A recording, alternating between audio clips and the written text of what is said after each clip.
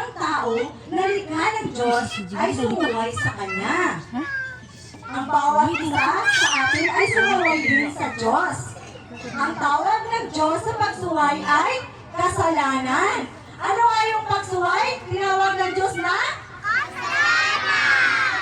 Mahusay, kasalanan. Ang tawag ng Diyos sa pagsuway ay kasalanan. Ang kasalanan ng anumang bagay na ating ginagawa, sinasabi, iniisip na labag sa Diyos. Maaari ba tayong tumayo, mga bata? Tayo muna tayo. Ayan, pangungunahan tayo ng ating mga dancer kung ano ang kasalanan na sinasabi ng Diyos. Okay, pasok, dancer!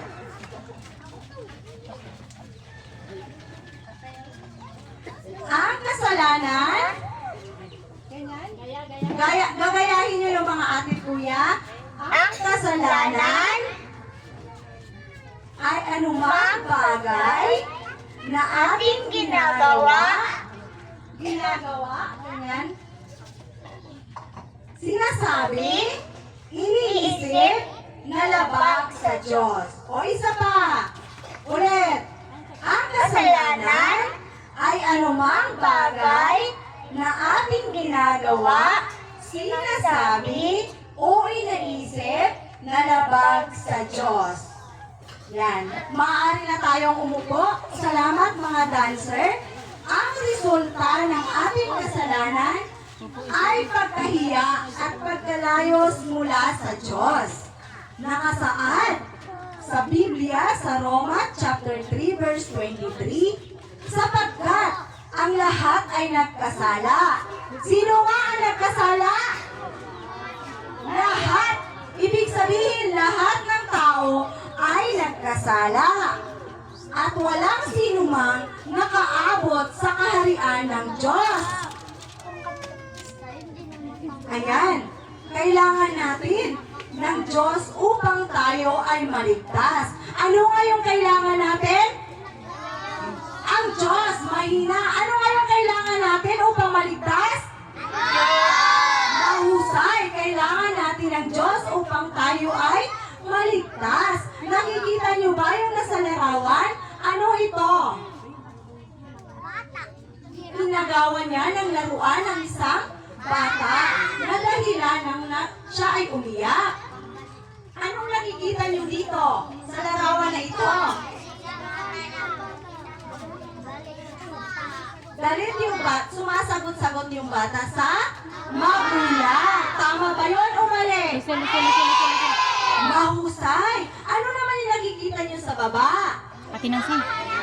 Hindi may tabo na ng video. Inaaway. Tama ba yun o mali? Mali. Yun ang mga sinasabi ng Diyos na kasalanan. Kaya tayong lahat ay makasalanan. Kaya kailangan natin ng Diyos upang tayo ay maligtas. Yan. Mahal tayo ng Diyos. At pinadala niya si Jesus upang iligtas tayo sa ating mga kasalanan at kahihiyan. Sinabi sa Biblia, sa John 3:16, sapagkat gayon na lamang ang pag-ibig ng Diyos sa sangkatauhan. Kaya ibinigay niya ang kanyang kaisa-isang anak upang ang sinumang sumasampalataya sa kanya ay hindi mapahamak, kundi magkaroon ng buhay na walang hanggan. Yan. Sino ngayon magliligtas sa atin? Ang Diyos. Mahal tayong lahat ng Diyos. Kaya nakikita nyo ang sa picture? Mahusay. Mahal tayo ng Diyos. Sabihin mo sa katabi mo, mahal ka ng Diyos. Mahal ka ng Diyos. Ayan, mahal tayong lahat ng Diyos. Ayan, kahit kailan, hindi nagkasala si Jesus. At kahit kailan, hindi nagsalita o nag-isip si Jesus ng masama o laban sa Diyos. Makikilala natin si Jesus mula sa Biblia. Marami silang ginawa na kamangha-mangha. Nakikita niyo ba sa larawan? Ayan. Tingnan nyo yung larawan kung ano yung mga ginawa ni Jesus. May kapangyarihan si Jesus upang magpatigil ng bagyo. Ano ang pinatigil ni Jesus? Bagyo! Mahusay, pinatigil ni Jesus ang bagyo.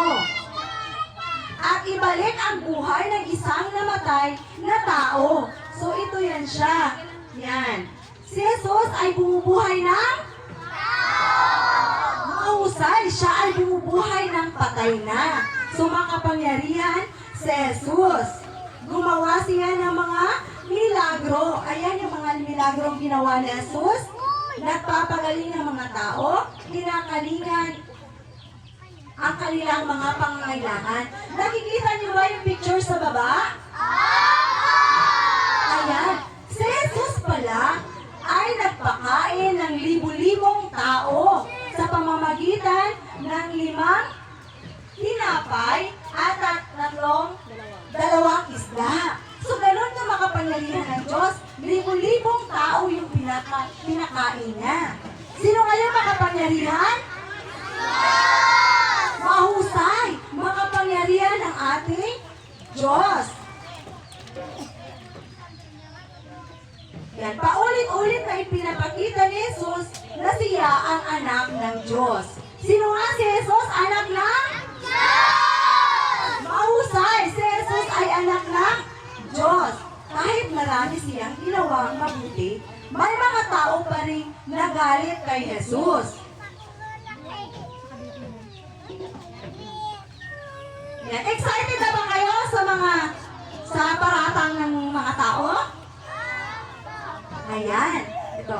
Nagparatang ng mga mali ang mga tao. Nagalit kay Jesus. Kahit sa totoo ay wala silang ginawang masama. Sino yung walang ginawang masama? Mahusay. Walang ginawang masama si Jesus. Ipinako ng mga tao si Jesus sa krus. Makikita niyo sa larawan, sino ang pinako sa krus? Mahusay! Si Jesus ay pinako sa krus ng mga tao. Tinanggap ni Jesus na mamatay sa krus. Lahat ba kayo'y nalungkot? Ayan. Tinanggap ni Jesus na mamatay sa krus upang akuin ang ating kahihiyan at ang parusa na dapat ay para sa atin. Pagkamatay ni Jesus, inilagay siya sa isang libingan na parang kuweba at tinakpan ito ng bato. Pagkalipas ng 3 araw, nabuhay na muli si Jesus. Anong nangyari kay Jesus? Mahusay!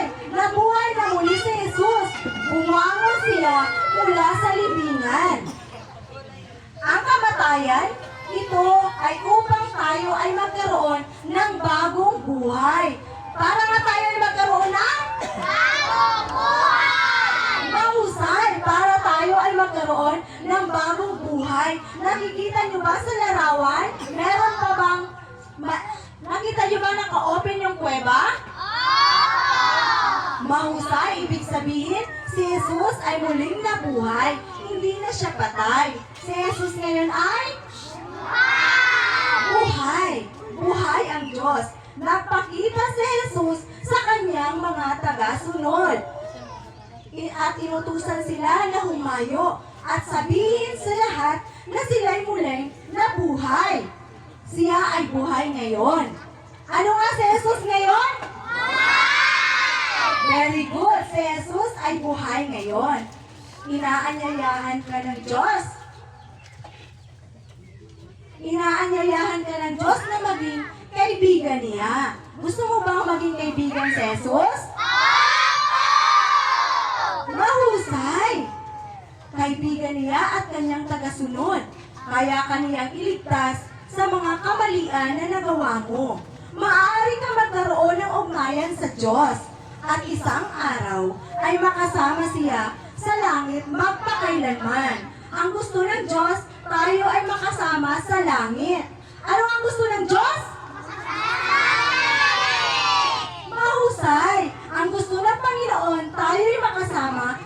langit. Sinasabi sa Roma chapter 10 verse 9, kung ipapahayag ng iyong labi na si Jesus ay Panginoon at buong puso kang sumasampalataya na muling siyang binuhay ng Diyos, maliligtas ka. Ano nga ang mangyayari? Maliligtas.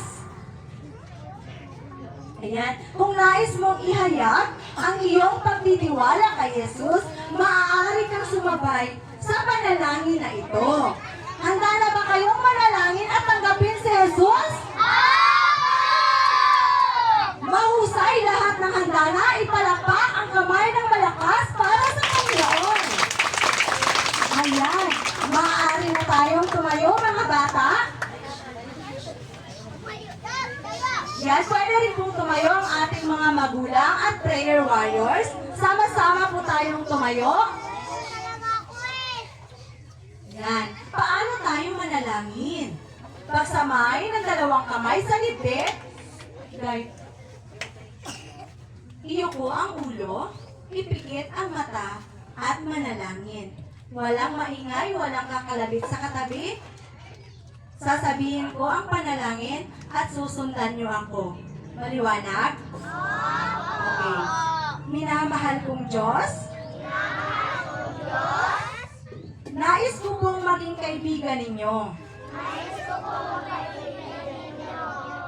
At tagasunod. Alam ko po na ako po ay sumuway sa inyo. Sorry po. Patawarin po ninyo ako. Naniniwala ako na namatay si Jesus upang akuin ang parusa para sa aking mga kasalanan. Naniniwala po ako na siya ay buhay ngayon. Bigyan po ninyo ako ng pananampalataya, pagtitiwala, at sumunod sa inyo lamang. Ako po ay sa inyo. Simula sa oras na ito. Sa pangalan ni Jesus. Amen. Pumalakpak ng malakas. Ayan. Masaya ba ang lahat? Okay, pumalakpak ng malakas ulit. Lahat na masaya. Ayan. Nakikita niyo ba yung sa larawan? Ayan. Ito si Jesus. At ito tayo na mga anak ng Diyos. Nakikita niyo ba anong ginagawa nila? Nagdarasal mahusay. Ito anong nakikita ninyo? Nagbabasa ng Biblia. At ito ano naman nakikita nyo? Nagkukwentuhan, nagsishare ng salita ng Diyos. At ano naman yung nakikita ninyo? Naglalaro, nagsasaya at nagsasayaw. Masaya ba maging anak ng Diyos? Mahusay mga bata. Ngayon, yan. Excited na ba kayo sa regalo?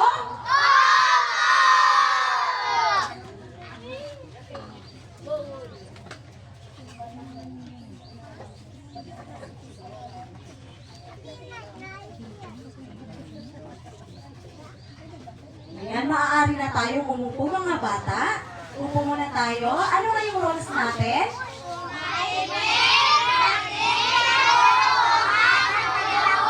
Mahusay.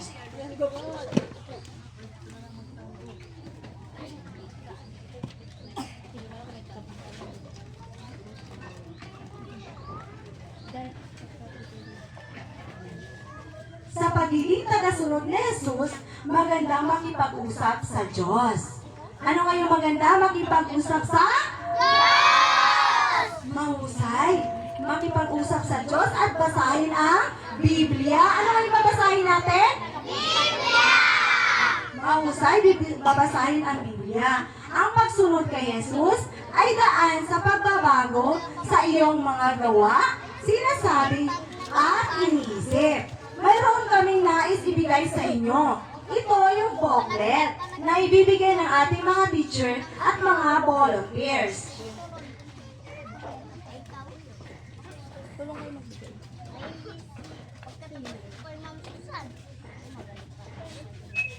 Ayan. Excited ba kayong basahin ang mga booklet na yan? Mahusay. Ayan.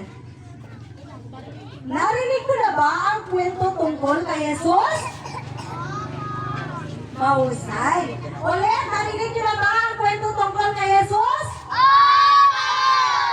Ayan, mahusay.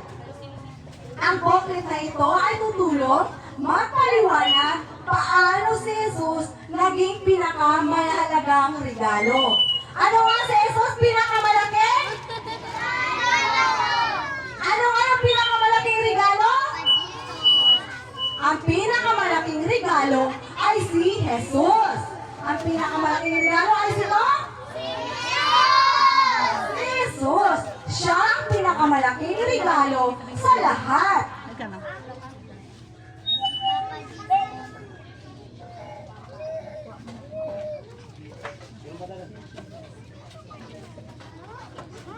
Mga bata, huwag kayong tatayo, upo lang kayo, hayaan nyo makarating sa inyo yung booklet.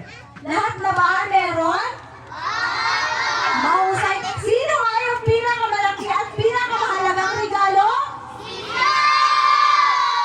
Mahusay. Ang pinakamahalaga at pinakamalaking regalo sa buong mundo ay walang iba kundi si Jesus. Nais namin mapasa inyo ang booklet na iyan upang lalo kapang may matutunan, maaari mo ring ibahagi sa iba ang tungkol dito. Ano nga yung maaaring gawin? Ibahagi sa iba. So yan ay babasahin ninyo. Pag nabasa nyo, makikilala nyo ng mabuti si Jesus at pwede nyong ibahagi sa iba, sa inyong mga kapatid, sa inyong mga kaibigan at kakilala. Para mas lalo nyo makilala si Jesus. Yan. May isang tanong ako dito muna tingin. Sino nga ang pinakamalaki at pinakamahalagang regalo na natanggap natin ngayon? Mahusay! Ang pinakamalaki at pinakamahalagang regalo na tinanggap natin ngayon, walang iba, si Jesus, ang ating dakilang manlilikha at makapangyarihang Diyos. Excited na ba kayo sa regalo? Ang unang regalo ay natanggap nyo na. Yun ay si Jesus. Sino kayo natanggap nyo na? Mahusay. Ngayon, excited na ba kayo sa pangalawang regalo sa mga oras na ito?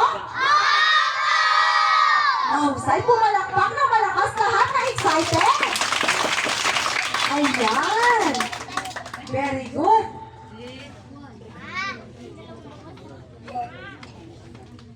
Okay, bago nyo matanggap ang inyong pangalawang regalo, gutom na ba kayo? Mahusay, gutom na rin ako. Ngayon, tayo ay may merienda. Walang Ang mga bata tatayo, yung bilang? dyan lang kayo, at maghintay sa ibibigay sa inyo. Naintindihan? Ayan, maghintay lang. Bibigyan kayo ng mga ate, mga teacher ng inyong pagkain.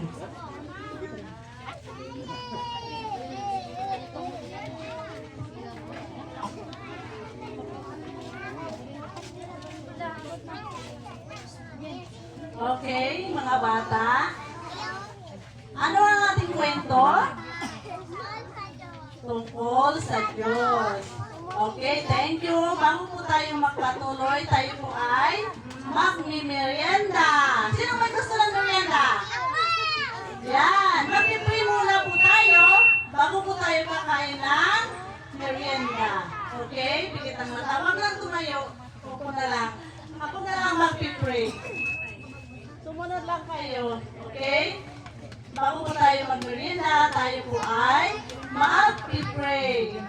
Okay, dakilang Diyos, banal at makapangyarihan. Salamat, Panginoon, sa mga batang ito. Salamat, Ama, sa pagkain sa aming harapan. Dalangin po namin na inyo pong basbasan, linisin, at magbigay ng kabusugan sa aming mga lupang katawan.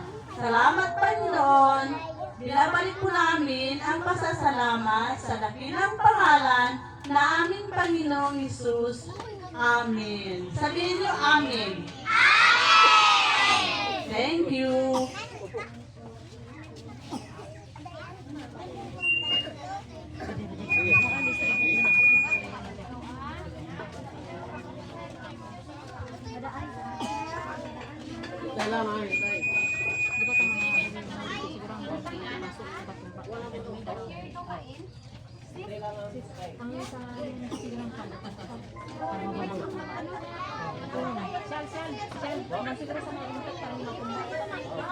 Sa mababa, lagyan lang baso. Ako pa lang naman, business ha. Ano ang lagyan na?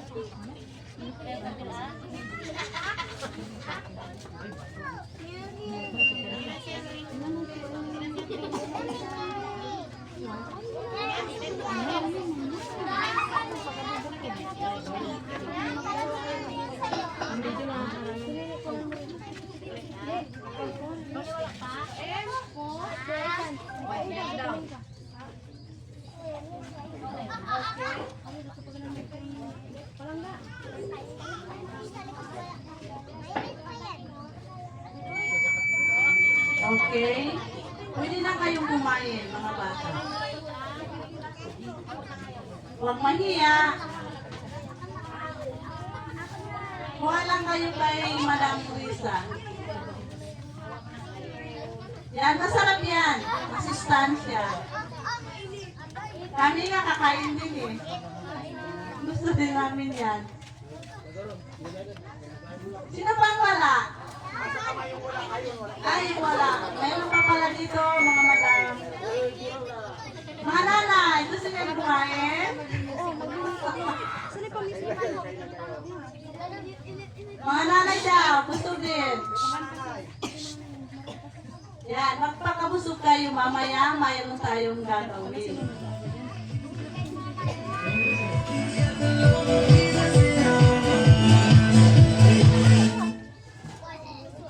Isaiah 45:12. I am the one who made the earth and created people to live on it. With my hands I stretched out the heavens. Just like I used my hands to make really cool castles with building blocks, God used his hands to make the earth and sky and even us.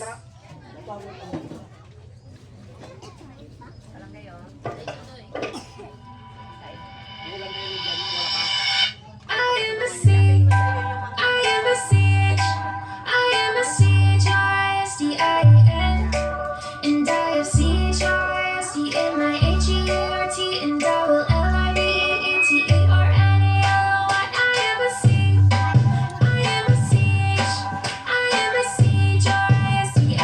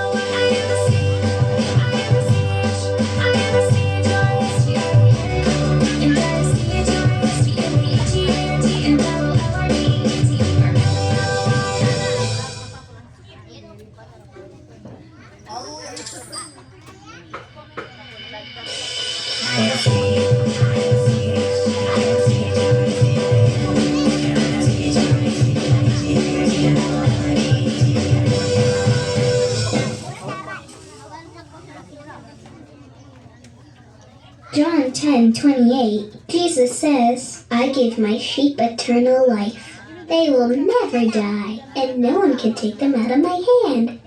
Not even the strongest muscle man or a huge giant could steal us from God's hand. God is still stronger.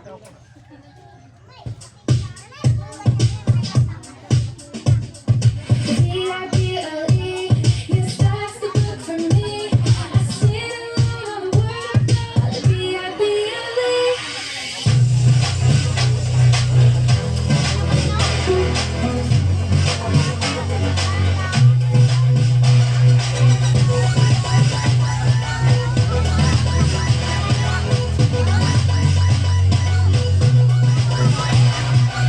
B-I-B-L-E, yes, that's the book for me. I sit alone on the word of God. The B-I-B-L-E, the B-I-B-L-E, yes, that's the book for me. I sit alone on the word of God. The B-I-B-L-E.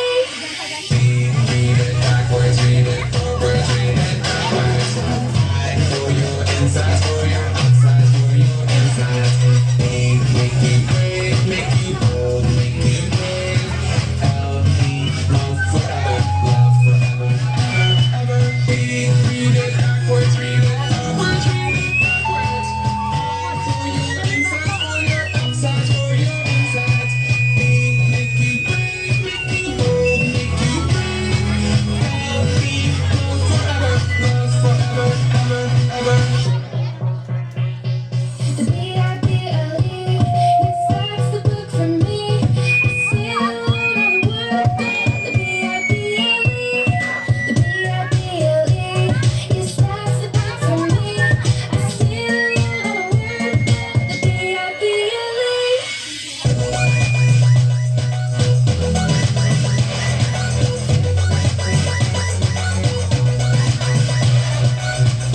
Read it backwards, read it forwards, read it backwards. I for your insides, for your outsides, for your insides. Make you brave, make you bold, make you brave. Healthy, love forever, ever, ever. Read it backwards, read it forwards, read it backwards. I for your insides, for your outsides, for your insides. Make you brave, make you bold, make you brave. Healthy, love forever, ever, ever.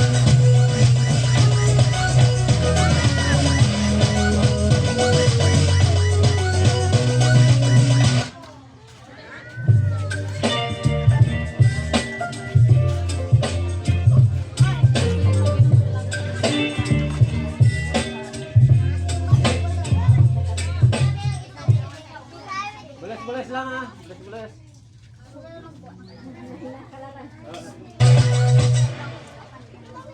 First Corinthians 13 verse 8. Love never ends. When I slurp my chocolate milk and it is gone, gone. And even though a fun day stops at bedtime, love never stops. It keeps going and going and going. Woo-hoo! I love love. Listen, kids.